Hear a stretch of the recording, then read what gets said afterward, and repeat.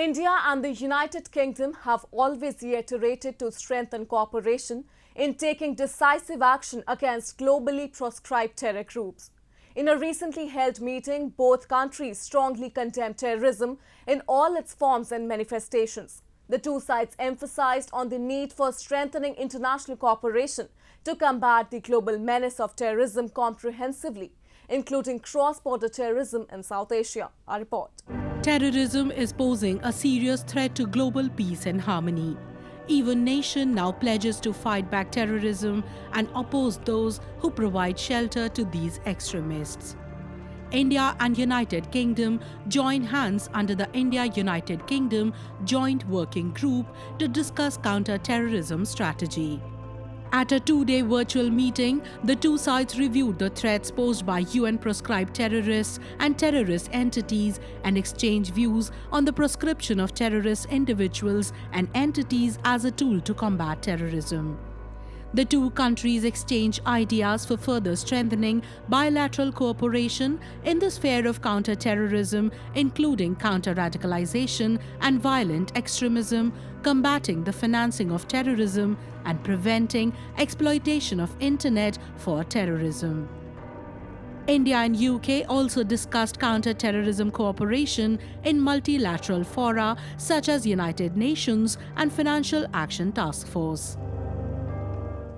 Consultative meetings should not only be limited to this working group, but on a regular basis and a real-time basis, information should be shared, which includes all hideouts of the terrorists in Pakistan, their training centers, and also what all information that India has gathered should be shared with UK so that a joint operation whenever required can be done.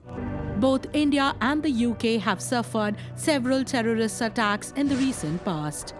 Just 2 months ago, the UK's terrorism threat level was upgraded from substantial to severe.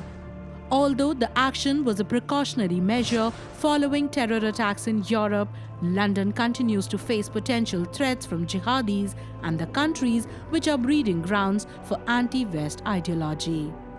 Recently, a report released by the UK Treasury Department called the National Risk Assessment of Money Laundering and Terror Financing 2020 illustrated how the United Kingdom has become a hub for Pakistan's dirty money and how criminals and terrorists exploit the loopholes in the British financial system. The British report said Pakistani criminals are using the routes to buy high-value assets like real estate, precious gems and jewelry to launder money. Problem here lies is that terrorists and especially Pakistan ISI is one organization which has exploited all loopholes in all countries, whether it is UK, whether it is European countries, even the United States of America, because America, you remember, there was this Ghulam Ahmad Fai, who was then convicted after FBI carried out investigations that this man was an ISI agent.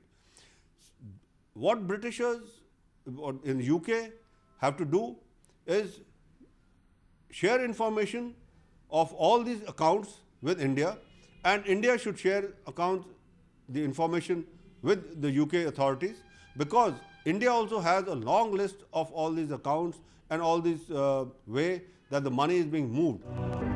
The West is increasingly concerned about dreaded terror organizations based in Pakistan and Afghanistan. They include Al-Qaeda, Lashkar-e-Taiba, Hizbul Mujahideen and the Taliban.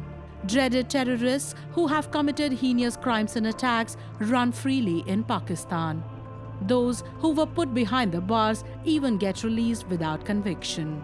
Ahmad Omar Shahid Sheikh, who was convicted of killing US journalist Daniel Pearl, was released by Pakistan's Supreme Court. Sheikh, a 47-year-old British Pakistani, was the main suspect in the 2002 kidnapping and murder of Pearl, a Wall Street Journal reporter. The court also dismissed an appeal of Sheikh's acquittal by Pearl's family. There are tens and hundreds of such terrorists in Pakistan who freely run their terror factories without any fear.